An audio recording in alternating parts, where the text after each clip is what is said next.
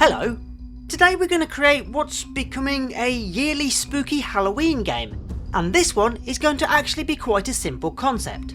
You're trapped in a haunted maze and you need to find the exit. Within the labyrinth you will find matches that you can light your way with, but when they burn out the ghosts return, and you need to avoid them at all costs. And lastly, because I always wanted to create an effect like this, you'll only be able to see a small area of the maze around you. How does that sound? Well, let's get started. So, I want this game to create mazes on its own. Sure, it could use a level designer, but then you'd easily learn where all the exits are. So instead, I'm going to use a very simple maze generating algorithm known as reverse backtracking or depth first backtracking, and I'll show you how it works. First, we create a grid, which later we'll store as an array, and we fill that grid so that every square represents a wall. Then we pick a start point and remove that wall. Next, we check all of the directions around us 2 spaces away, decide which ones are okay, and pick a random one. Now, we move 2 squares in that direction, carving out the walls as we travel. As we move, we keep a record of the journey we've taken, and we keep moving like this until we can't move any further. At this point, we backtrack through our journey, looking to see if there's any other directions that we haven't taken yet. And we keep doing all of this until we get back to the start, i.e. there's no more room left in the maze. And there we have it, it's finished. So that's the maze algorithm, and I think you'll agree it's actually quite simple. And for more complex mazes, all you need to do is increase the size, and off it goes.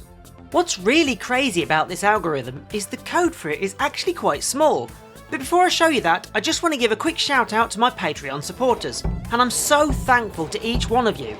And if you'd like to support me in making these videos and become a Patreon, then follow the links in the video description. Right, onto the code. First, we need to define the size of the maze, and that has to be an odd number, followed by setting up an array.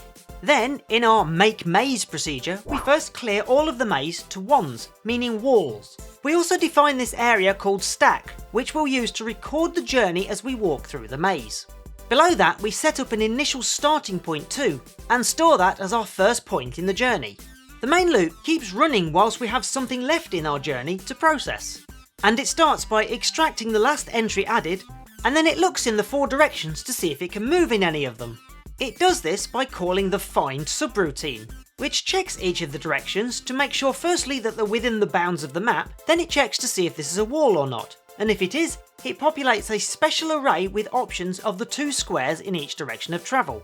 Finally, if any direction was found, we pick a random one, and along that direction we mark both of the squares as floor. Finally, we take the last position from this direction and add it onto the end of our journey list, and then restart the loop. I did say it was fairly simple, didn't I? Well, at least it doesn't require that much code. There are other algorithms that can produce different difficulties of mazes, but this is perfectly fine for what I need. Next on the list, well, I only want to be able to see a small area of the maze. My plan is to keep the player in the centre and scroll the maze under them, but rather than showing so many tiles in each direction, I want them to fade away gracefully, just like the lights not quite reaching them. But I also want to move the maze around in smaller steps than the size of each square, making this a little bit more tricky, as I can't colour the walls on the fly, as it would be far too slow. So, I need a more sneaky way to do this. I start off with a brick wall pattern. The tile size I've chosen is an unusual 20 by 20 pixels in size, and this grid is 9 by 9 tiles. I then created this glow area in white to use as the visible area, and finally applied it to the brick pattern. But how can I move? Well, I'm going to move 4 pixels at a time. You can only move horizontally or vertically at the same time, which means I actually only need a few extra images. Shifting the brick pattern slightly, the first column will be used for the horizontal movements and the second column for vertical. Sneaky, eh? And what about the floor area? Well, that's just a darker version of the circle. Now if I cycle between these, you can see that it looks like the wall is moving horizontally or vertically. Easy, right? But how can we draw this in AMOS? Well, the first thing I did was to load the floor patterns into screen 2 and hide it, ready for use. This forms the basis of the main loop. We read the user's joystick input and store it. Now the player's position is stored as a multiple of 4 pixels, meaning we make 5 movements per tile. So this line will tell us how far we've moved across a single tile. If we're smack bang in the middle of the tile, then we calculate the correct tile position, and then work out which way we can now move. As the player will continue to move even if you haven't pushed the joystick, this block here blocks previous movement choices if they're no longer valid. Next, we combine the joystick movement with the directions actually allowed. Then, we allow vertical or horizontal movement if we're properly centered on a square. Finally, we adjust the player's position by the direction they want to move and draw the maze. Now for smoothness, I'm using a double buffered screen, so you have to expect the usual screen swap commands. The drawing algorithm is simple too. The maze draw function first calculates where the edges of the maze are so we can loop through the maze later on. Then it copies to the screen the current wall pattern based on your movement. We're rendering all this backwards just like the maze generation algorithm. Next, we work our way through the maze looking for areas that are not wall, and when found, we copy the ground texture from here, a tile at a time, into the display, offset to match how far we've moved across a tile. And that's it! With all of that, we now get this. Not bad. A very good foundation for a game. So what's next? Well, I think I need some sprites and some shapes, so I put this together. The top row represents our player in 4 directions, 2 frames each. I got these from Open Game Art, created by Scott Mattot. These are the same ghost image getting darker and darker as they get further away from you. These here represent matchsticks, again with the brightness change representing your distance. Finally, this graphic here will be used to show where the exit is. I'll make sure that nothing else is using that green colour, so I can just change the colour palette as it gets further away. Scattering matches all over the maze is really easy. We just pick a few random positions and set those positions in the array to number 2. And in the map draw code we can detect these and work out how far they are away from the centre, which is where the player is. Now, normally to calculate this kind of distance you'd use the square root function, but on a stock 68,000 this is very slow. So these 2 lines here give a fairly good approximation instead, and they're about 100 times faster. Finally, we paste them, keeping them at full brightness until they get far enough away, and then we start selecting darker images before not drawing them at all. In the main game loop, we also add a check for passing over these, collecting it and keeping track of them. And also, I've added this code so that if the fire button is pressed and we have collected some matches, we can run a special light matching procedure. This fades the colour palette to almost white to simulate the brief bright flash at the start of a match being lit. Then, in the main loop, we also add a call to this procedure. This procedure can be in 3 different states. This one here waits until the initial flash fade has completed, and then fades the palette back to a more yellowy candle flame colour. It then causes the code below it to run every frame. The code first monitors how long the match has been lit for, and if it's been lit for too long, it fades back to a darker colour palette again. Although this time I've changed it to look more like moonlight. If the match is lit, then it messes with the palette by flickering it to look a bit like a fire burning. With the main player sprite in the centre of the screen, we get this, moving around in moonlight, and picking up matches. And finally, when I light one, we get this lovely fiery glow flickering away, which lasts about 10 seconds before it's gone again. This is coming along nicely. Next up, we need some ghosts. I just want them to be slightly intelligent, and I just want them to wander around, but only in the dark. That bit is easy. We only need to draw them when we're actually in that state. But the actual logic for them, well, that's not that difficult either. First, we set up an array to handle them, and I've defined 10 ghosts here. Then, below that, we have a special new procedure called initGhosts. This new procedure takes the position of the player as parameters. It then loops through each ghost and picks a random position. Tests to see if that space is not a wall, and if it's not, then it checks to make sure that the ghost would actually currently be out of view. This procedure is designed to be called when the light from the match finally goes out, meaning they will all be placed at random positions on the maze, just slightly out of view. Finally, the coordinates are scaled up to the movement scale we're using for the player. Then, we get onto the procedure for handling their movement, and it starts much like the player movement, working out which way the ghost is allowed to move. Then we have this bit here, and this works out if the ghost should change direction or continue in the way it was going. Mostly we want to do that, but now and then it's good to change. And assuming a good direction has been found, it's then saved.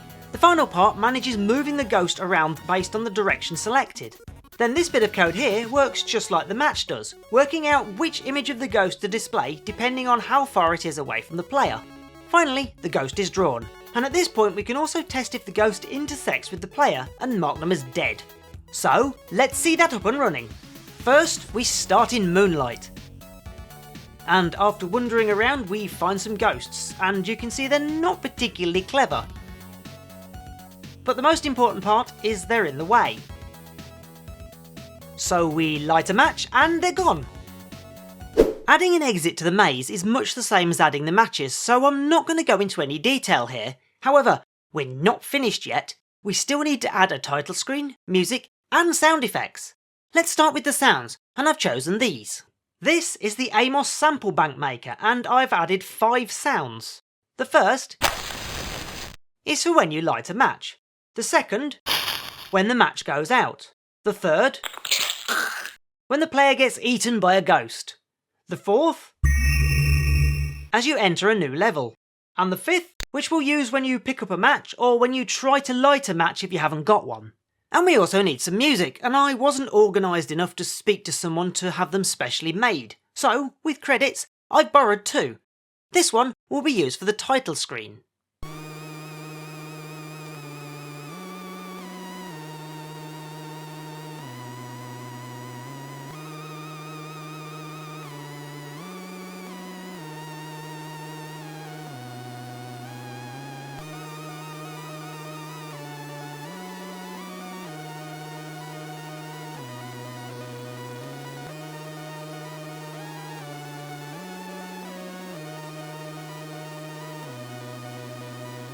It's fairly short, but that's more than enough for a title screen. And this one I'm going to use in the game.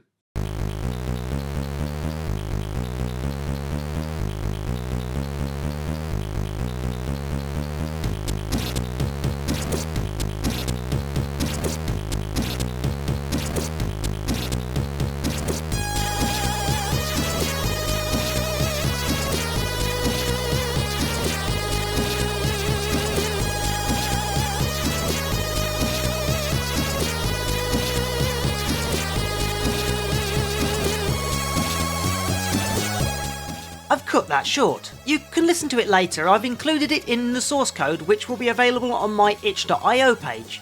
Somehow, that mod reminds me of the 8-bit dance party that you can hear on Adrian's Digital Basement channel sometimes. The other finishing touch we need is a title screen. And you'll now notice this game has a name, GhostLight. The flames you see at the bottom are animate above the ghost's head inside the game. I've also added a few extra bits to the sprite sheet that I can use in the game as some kind of display as well whilst you're playing. That includes a smaller version of the logo and flames as well. And these flames I'll only draw when the match is lit. These flames share the palette with the walls, which means they will also flicker as well. Now, I'm not going to show you how those last few bits are added, they're really not worth your time. So, let's have a look at the finished masterpiece.